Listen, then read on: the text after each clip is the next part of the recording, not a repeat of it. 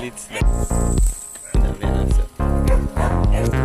Good day mga tolits! Kamusta?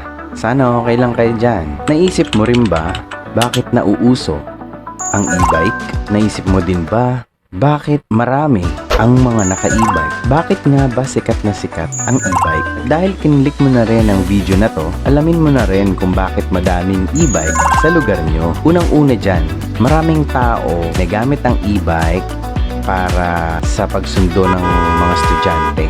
Siyempre bilang magulang, mas makakatipid to kesa kumuha ng tricycle or umarkila ng service. Sumunod, maraming tao ay mas pinipili ang e-bike para magpunta sa market kesa gumamit ng sasakyan nila. Mas makakatipid pa sila sa gas consumption, pati na rin sa space.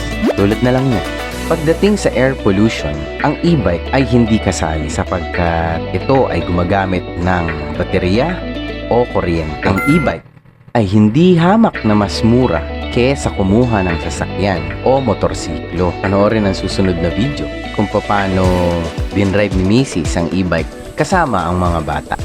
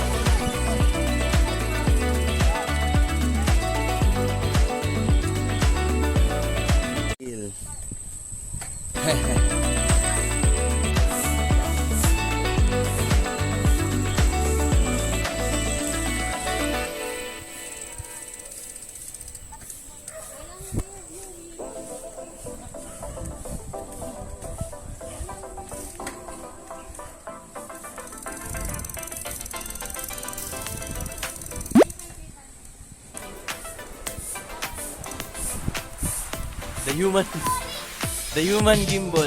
Gimbal. The human gimbal.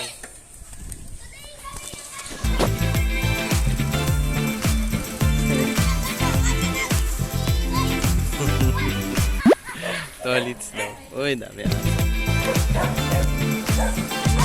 Good day mga tolits. Kami ngayon ay may adventure.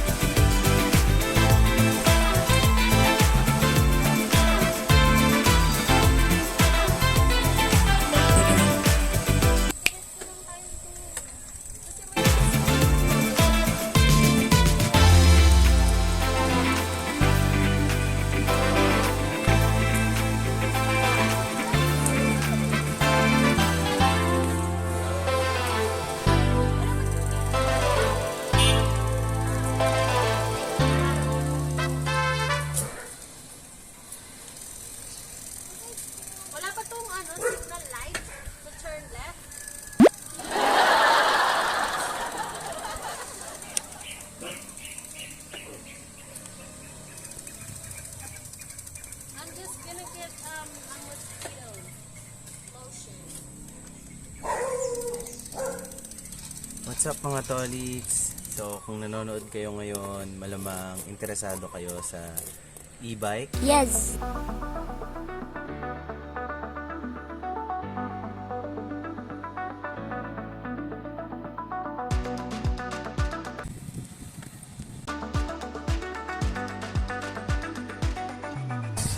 Tandaan lang.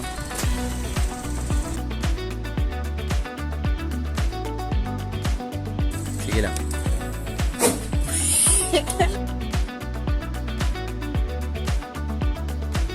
Medyo dumidilim na.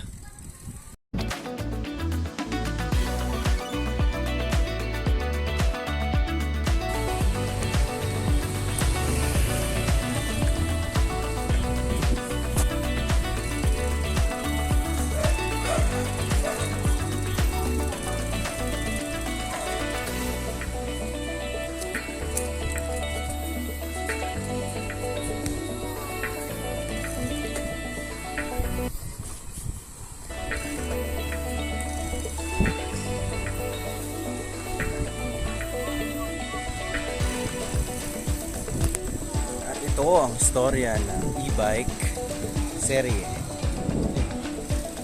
Oh. Ito. Yan.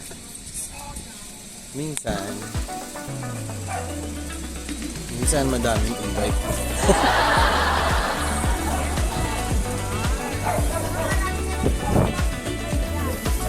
Ang ganda pala ng lights ng e-bike.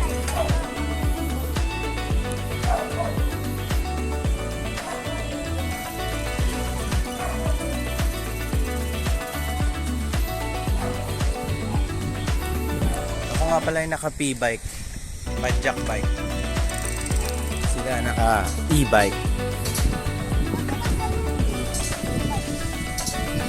Ako P-bike, padjak. B-bike, big bike.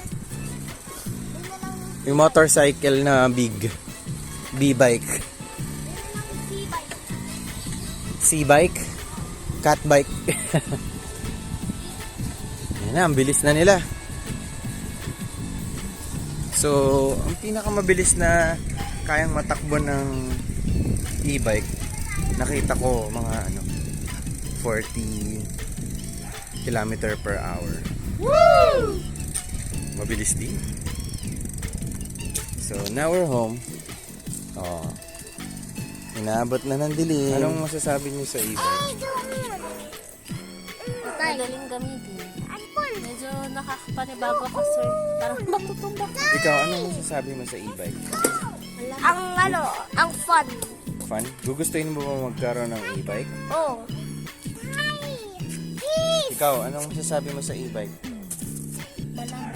Iraya, gusto mo ba magkaroon ng e-bike?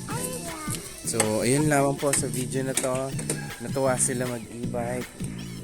Ito ang monitor ng e-bike. And ang full charge nito is 8 hours. Pwede nang magamit ng half day siguro. Dito naman ang kanyang signal light. Ito ang left and right. Sobrang lakas ng tunog ng signal light. Maingay and sakit sa tenga. At ito naman ang kanyang headlight. On and off. Walang high. Ito naman ang busina. Meron siyang 4 na side mirror. 2 dito. 2 sa kanan. Dito sa kanan na bahagi. Meron nga pala siyang 3 brakes. Bali 2 handbrake, kaliwat kanan. Tapos meron siyang foot brake. Ayan. O, dito naman may makikita kayo na 1, 2, 3. Ito yung gears niya.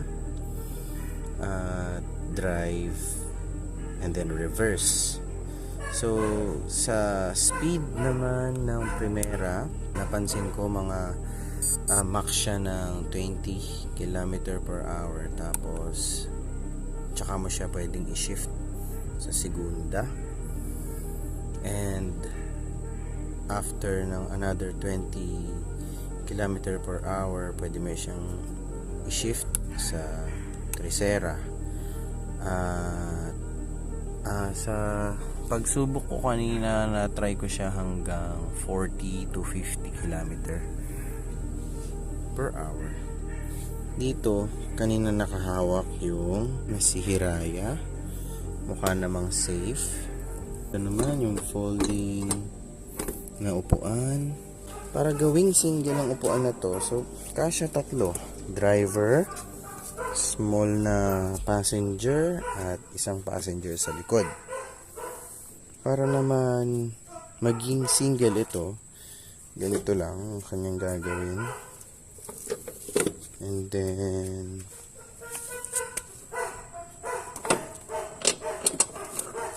yan. Tapos aapakan lang ito. Yan. And then kumabit yung nandito. Yan. Single seater na siya. Yun. Ito nga pala na. Hindi ko na makalimutan. Ang wiper. On and off switch ng wiper. Made in plastic yung kanyang roofing. Meron siyang compartment dito. Signal lights, headlight. Ngayon ulit compartment dito. Maraming salamat sa pagsubaybay. Sana nakatulong tong review na to para sa e-bike. At kung nagustuhan nyo tong video na to, don't forget to hit like and subscribe. Share nyo na rin sa mga interesado sa e-bike. Ayun lamang po. Hanggang sa muli. Hallucination! Hallucination!